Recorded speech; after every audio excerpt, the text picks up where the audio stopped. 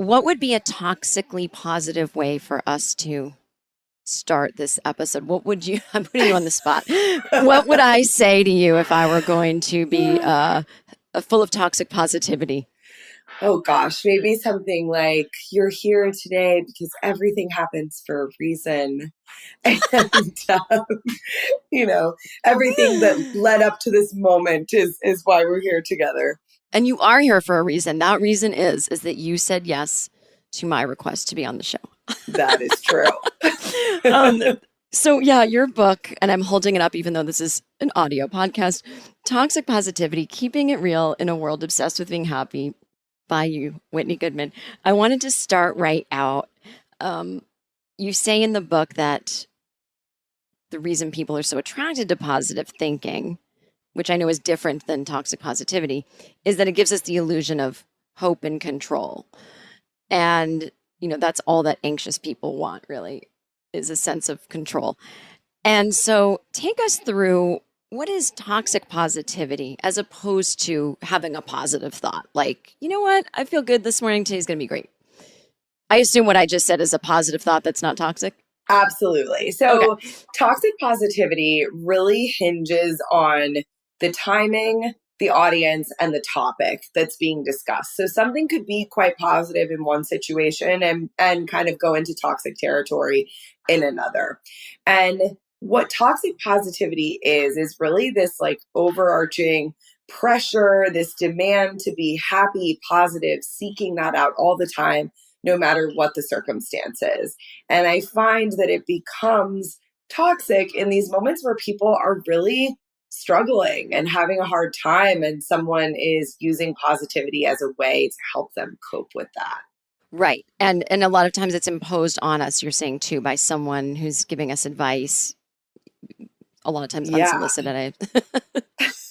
for sure. I think it's imposed on us from other people. We impose it on ourselves. And it's also just like this cultural force, especially in the United States, that we experience, the right to the pursuit of happiness and all of that. Yeah, so you're saying in your book that positivity gives us the illusion of hope and control. And I found the word hope really interesting. I get that it gives us a sense of control or the illusion of control, which is, again, as an anxious person, I was in search of that my whole life. And honest to God, for me, things didn't get better until I accepted I don't have control. And I kind of found the almost relaxation in that. Mm-hmm. But hope. Now, am I am I am I not understanding what you mean by hope? Because is hope an illusion, or is what's wrong with hope? And I know you're not saying anything's wrong with it, but I'm I'm No. being the devil's advocate. Yeah, no, I hear you. I think that there's nothing wrong with hope. It's when we're telling people that that's the only feeling, that's the only thing they can think about, is that they need to have hope, they need to have a positive outlook, especially when Mm, things are just kind of shitty, like if yeah. somebody has just passed away, I've heard people, have lost a child, something like that, and we're saying like, well, you just have to hope that it's going to get better or that something positive is Mm. going to come along. And yes, hope is powerful and it's good, but I think we use that sometimes to really pull people out of situations that they might need to grieve or be in for a moment. So it sounds like, I mean, as with anything with anxiety and mental health, we kind of have to lean into how we're feeling instead of trying to cover it up. Now, if covering it up worked, awesome. Let's cover up our feelings. Let's move on. Let's have a great life. But I'm assuming that when we cover things up and being overly positive as a way to just kind of skirt how we're feeling, how someone else is feeling, it will come back to bite us in the ass, right? Like what actually happens in our psyche, in our body, in our nervous system. Let's give the example of what you talk in the book about, people getting fired. And it's like, you're fun employed. Would be like a Yes. toxic positivity framing.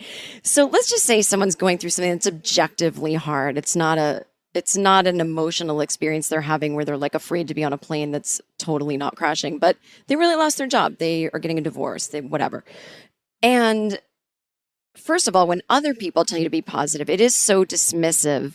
It's almost like they can't handle feelings. And Mhm. so they want to be comfortable. So they're putting this crap on you. But let's take it back to the person doing it to themselves. If they have almost this neurosis about, like, if I'm negative, I'll attract negative energy. So I got to stay positive about this unemployment. What will eventually happen in weeks, months, years if people never uh, sit with how they're feeling and instead try to cover it up with positivity? Yeah, the research is pretty clear on this that when we suppress our emotions, we try to stuff them down, they end up just intensifying, getting worse, and maybe coming out in other ways. So I Mm. see a lot of people who think they're really doing fine. They're like, oh, I don't have a lot of negative feelings. I'm okay. But their sleep is disrupted. Their Mm. relationships are strained. Their eating habits are kind of wonky. They're maybe using substances excessively, doing a lot of these behaviors that really to me are signs that like you're trying to suppress or control something that might be bothering you. And the longer we do that, the more likely that you're going to see things like anxiety, depression, those types of symptoms kind of show up. So by trying to push something away, you're effectively sort of ensuring that it's going to come out and that it's going to come out worse than it was probably. Right. And so when it comes out worse later, it's not even like the feeling you have later isn't even associated probably with the original thing. So now you've got two problems, right? Yeah, and I think that's why when people come to therapy, a lot of the times they present a problem that isn't really the problem. And so you're working with a therapist and saying, like, okay, how can we connect this back to maybe this original thing that you're not seeing, how it's tied together? Sometimes we're just talking about symptoms. It seems like something like toxic positivity really can throw a wrench in anyone's development, like let alone their progress. Like if they haven't even ever had a need to go to therapy, this seems like you do enough of this for a few years and you're really slowing down like any development that you could have. Yeah, you're really inhibiting your ability to learn how to solve problems, Mm. to work through things, to create different types of solutions. And that's what we see a lot with the research on positive thinking is that when people say, this is all going to work out, I don't need to worry about it, they're not engaging in any type of critical thinking of like, what could go wrong? What problems could I run into? What skills do I need to have? Then it can leave you feeling really inept in a lot of situations and wondering why they didn't work out. That's really interesting that people are unlearning. Well, they're not even unlearning, they're not learning a life skill. So you could actually probably reach some success, right? Like with positive thinking. I don't know if it's that you actually managed, that a person actually managed to make it happen or it's just a coincidence. But let's just say someone only does the positive thinking. They don't feel their feelings. They don't learn to solve problems. Now they've become the CEO or the celebrity, whatever. Um, is this why I see a lot of successful people who are kind of like helpless babies? Do you know what I mean? Yeah, you're making me think of I've been watching all the shows about like the WeWork guy and Elizabeth Holmes of Theranos. And like when you watch these shows, you kind of see that positive attitude that borders on delusion in some of these high Yes. powered people, right? And so that can get you so far. But when things start to fall apart around you, if you're stuck in this space of like, it's all going to work out, it's meant to be, and you can't look at the problem and say, we have fires to put out here, that's where the anxious person who's able to call it out and say, we got to do something about this is probably going to be more successful. Yeah, I was just thinking about people with like 55 assistants and like, you read all these. I follow this account on Instagram, which speaking of toxic, but I can't get enough of it. It's it's like a gossip account. Okay. And I've been reading recently about these assistants who, work for celebrities and the things they have to do, like run to the person's house at 3 a.m. because they don't know how to use their freezer, things like that. It's Right. like, Right. I'm not blaming it on toxic positivity, but I do think there's a correlation between it takes a lot to achieve a certain amount of like material success. And I think a lot of times the roads people take do kind of block them from learning a lot of life skills at the very least, let's say that. And then the anxiety of like, I don't know how to use my freezer, it's 3 a.m. You're calling someone and making them get out of bed to do it. Like, I just find that like so interesting for people out there listening who think like, this is the way to get everything you want. Um, and it's like, maybe, but maybe there's a price with that. And it sounds like what you're saying is that you kind of don't develop really as a human. Yeah. Yeah. And some people just get lucky at the end of the day, you know? And so, yeah, you talked about the notion of like that some people say change your thoughts, change your life. And that's very attractive, right? Because as you said, it taps into our biggest fear, which is uncertainty. So what do you do with that? Like, what do you do with patients who are struggling with uncertainty and they really want something like oh, if I just change my thoughts, my life will change solution? Like, how do you wrangle that out of their little hands? Yeah. So people are very drawn to that. And I think we have to normalize and depathologize the human condition Yeah. and tell people really that uncertainty is actually quite normal. I find what my clients are talking about a lot is that, like, I'm the only one that feels this way. Other people are so sure. They know what they want. And Mm, that comparison, I think, is what drives people into this place of like, I have to change this about myself. And of course, as you know, as someone who talks about anxiety and has lived with it, like, there's a level of uncertainty that becomes debilitating and yeah. incapacitating. And that's not what I think we should be normalizing. But I think there's this middle road where uncertainty can actually give us a lot of gifts of like trying Mm, to figure out what's important to us, what we want, what we don't want. And if we don't have that, we miss out on so much data, and so many life skills that I try to teach people how we can use uncertainty to our advantage and also normalize it, within limits. right. So if I'm sitting here, well, I am in a phase of uncertainty in my life. I live on both coasts. I don't know if I'll be able to do that next year. I write for a living for television, but it's not like you work at a bank for 40 years and they give you a watch and you retire. It's like, what show do I work on next year? Will anyone hire me? There's so many factors. And I'm always in a state of uncertainty. And so I have to kind of be like, okay, well, the certainty is that there is uncertainty, but I have this resume, this pedigree, this whatever, and I'll figure something out. But whenever I've tried to force it and be like, you know what? This is how my career has to go. I've been wrong. And like, honestly, better things have happened than I could have imagined. And so, Yeah. like, if I got everything I wanted, my life might actually be smaller than it is today, you know? Um, and it was because of the uncertainty, like the pandemic, I mean, it's still going on, but like the first 6 months of lockdown and no vaccine. And I was sitting at home working, but I was thinking, I don't know I've had enough time to sit home and think, what do I want in the next phase of my life, And that's where I came up with the idea for this podcast. I probably wouldn't have thought to do that if I didn't have Right. this massive 6 months of complete uncertainty about, the world. I mean, not just me, but, you know, the world. And it's not an attractive thing to offer someone, right? If I were to mentor someone and say, well, it all came together for me during a global pandemic. I mean, nobody's like, oh, cool. Let me, hope that happens. And so is there a way to make it attractive to people to like calm down with the needing to figure it out? Like, how can we not just normalize it, but make it seem like, hey, it's kind of cool to be into not knowing? I mean, I think you kind of just did that. And I want to point out for anyone listening, like what you just did, because I think it was the opposite of toxic positivity and Hmm. like so well aligned of like saying, my career is really uncertain.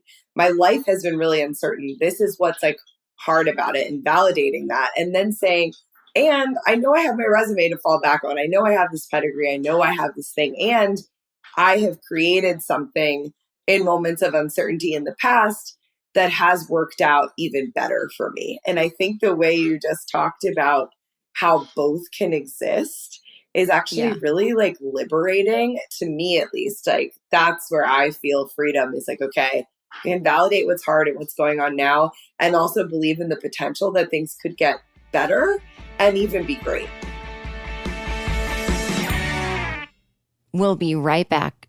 Ready to get your life? Essence Festival of Culture presented by Coca-Cola is back in the Crescent City. That's New Orleans, baby. June 30th through July 3rd. All your faves one amazing weekend. Kevin Hart, Janet Jackson, New Edition, Nicki Minaj, and more are hitting the stage. Plus, you know we're bringing the full Essence experience. Community, culture, connection. It's all yours at #EssenceFest. Sponsored in part by AT&T, Ford, McDonald's, Target, and United Healthcare. June 30th through July 3rd in New Orleans. Get your tickets now at EssenceFestival.com. Ask yourself this. If you learned that you had an increased genetic likelihood of developing a condition that could affect your health, how would that change your life? Hi, I'm Baratunde Thurston. Join me in the new season of Spit, an original podcast from iHeartRadio and 23andMe, as we learn how understanding your health can begin with understanding what your genetics say about you. Over the coming weeks and months, we hear from 23 of today's most influential podcasters as they explore their own health discoveries and how insights about their genetics have put them on a path toward a healthier life. Listen to Spit on the iHeartRadio app, Apple Podcasts, or wherever you get your podcasts.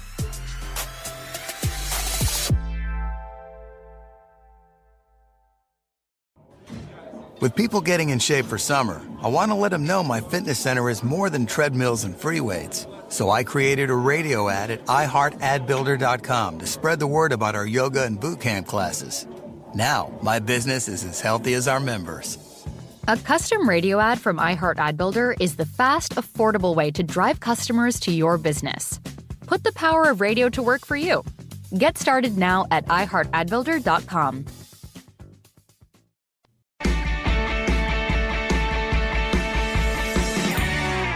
In your book, you talk about the law of attraction, and you ask, like, can you really manifest anything? And you talk about what the law of attraction promises, which is that if you feel negative emotions, you attract negativity. If you cultivate positive emotions, things are drawn to you. And you say, as we just kind of discussed, not everything that comes your way is because you attracted it. And you say, the world can be cruel and random. And I'm assuming on the flip side, the world can be awesome and random. But, it's like, I'm joking a little bit, but like you are going up against like a huge societal thing that has been kind of, I'm not going to say shoved down our throats, but I will say ever present ever since really Oprah started speaking of validating this thing. And maybe Oprah understands what she's saying, but when you kind of put it out there and in the hands of inexperienced people, I think she set off this like shockwave of people thinking they could manifest things. And then if they don't, right, then here comes the shame spiral. So take us through what the problem is with law of attraction or that kind of thinking. Yeah, with any of these things, law of attraction, manifestation, all this stuff that fits in that umbrella, I really think that when it's used in a positive way to say, like, I attracted these good things to me, I put this out in the world, so I got it back. That's a very positive thing if you're using it in that regard. The problem comes up when the world is cruel and random, and I see so many people who have gone through the unthinkable in life, who then kind of come to this conclusion through that rhetoric of like, I attracted this illness, this trauma, this abuse to me because of something that I did. And I've gotten in really spirited conversations with a lot of people about this, that there are people who really do believe that you attracted it in another life, that your mother thought about it while she was pregnant with you, and that's why it came to you. And I find that belief to just not really serve anyone.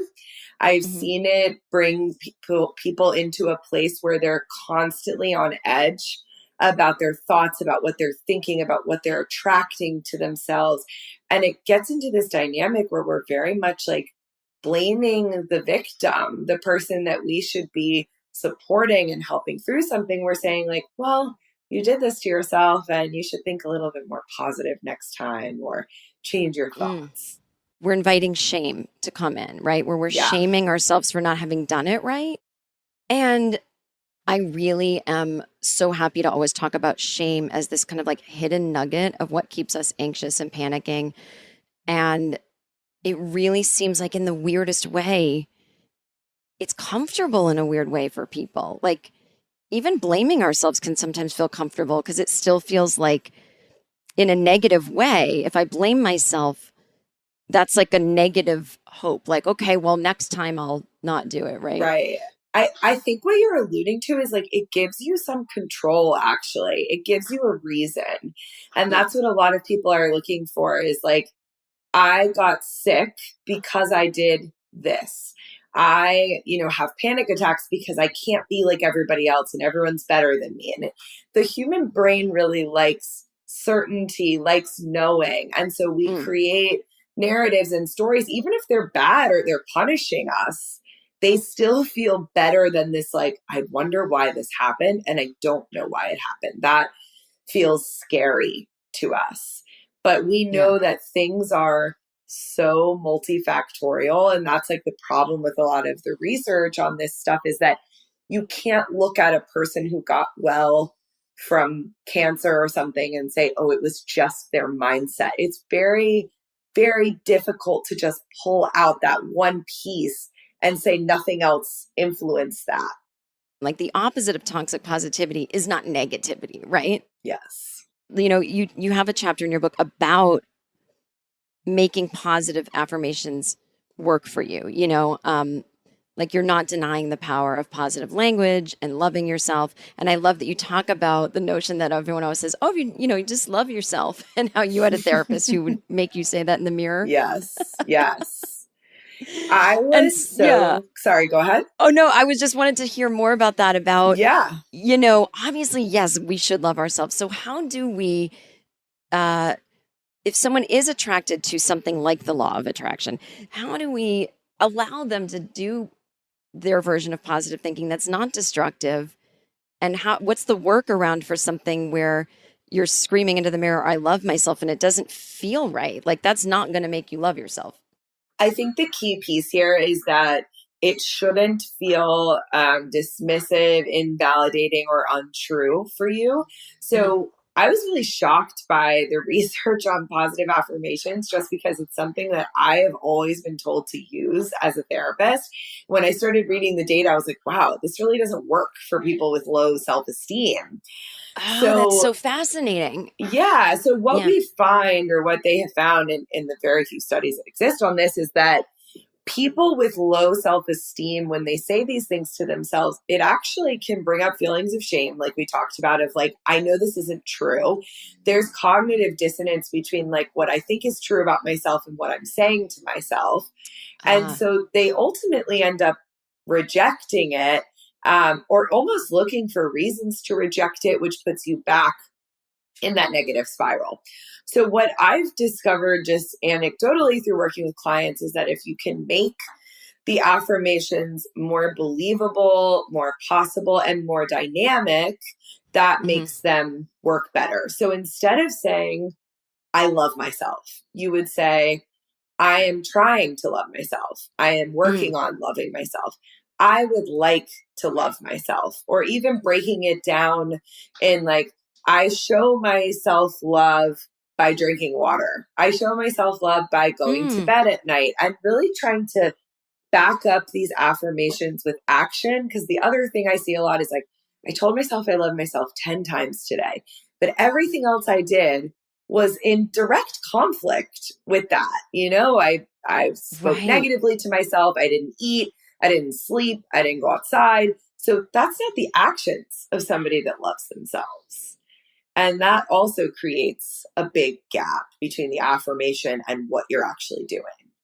Right. Like we can't think ourselves into these actions. We must have to take them, which will build a self-esteem, right? And then. Right. Right. And I love that idea. I did affirmations for anxiety and panic, and I did what I call true affirmations. That they may not be positive, but when you're Yes. panicking and you're telling yourself you're going to die, I would say, nobody's died from a panic attack. You've been here before. Yeah, this sucks, but you'll get through it. These aren't lies, No, that's perfect. It's Yeah. validating and solid evidence. So you prefer a tool that you call Whoop, WOOP. What is Whoop? So Whoop is a tool that was developed by another psychologist that wrote the book Rethinking Positive Thinking. And in this tool, you're really looking at like, what is your ideal wish? What do you want the outcome to be? What obstacles could possibly get in your way? And this is very different from positive thinking in the sense that you're actually looking out for problems that could come up, but you're also thinking about like, what's my ideal outcome? What are the possibilities? What do I want to happen? So you can have this sort of like vision board-esque thing that also includes having, a problem solving session and thinking like, wow, that might be hard for me to achieve without doing X, Y, and Z. I love that because, anyone listening who might be like, God, I guess life is just cruel and random and we should just let it happen. And it's like, no one is saying that. It's okay to make a plan. It's okay to, think about what you want and all of that. It's like learning how to make a plan and not beating yourself up when it doesn't go quite the way you think. For sure. And I think that's one of the very positive aspects of manifestation, positive thinking, all of this is that identification of this is what I want, this is what I imagine for myself, this is what I can visualize for me, but also bringing in that realistic piece of like, we may not all be able to all achieve everything we want, and that's okay. Everyone has different skill sets and abilities, and really trying to lean into what that is for you. We'll continue the interview on the flip side of a quick message from our sponsors.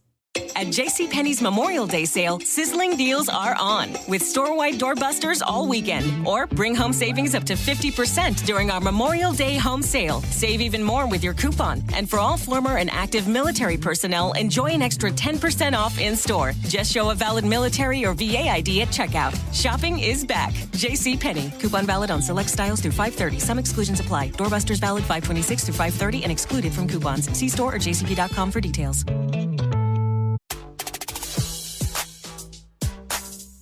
Ask yourself this. If you learned that you had an increased genetic likelihood of developing a condition that could affect your health, how would that change your life? Hi, I'm Baratunde Thurston. Join me in the new season of Spit, an original podcast from iHeartRadio and 23andMe, as we learn how understanding your health can begin with understanding what your genetics say about you.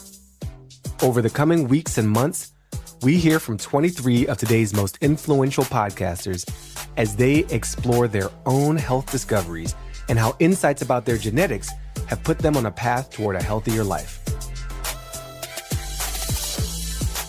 Listen to Spit on the iHeartRadio app, Apple Podcast, or wherever you get your podcasts.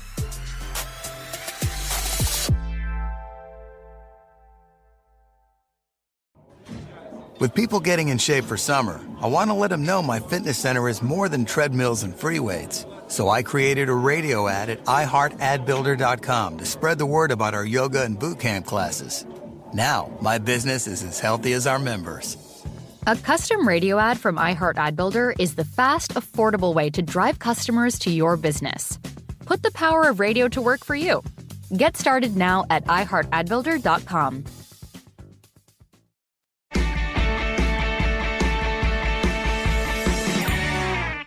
Do you think that this positive thinking, toxic positivity phenomenon is somehow tied in with like kind of the American, being such a privileged and wealthy country? Like we have too much choice in that sense that like we're not just in survival mode all the time. So we're always trying to manifest great things, and then we get on ourselves when they don't come true. And I guess what I'm trying to say is, like, I know a lot of mental health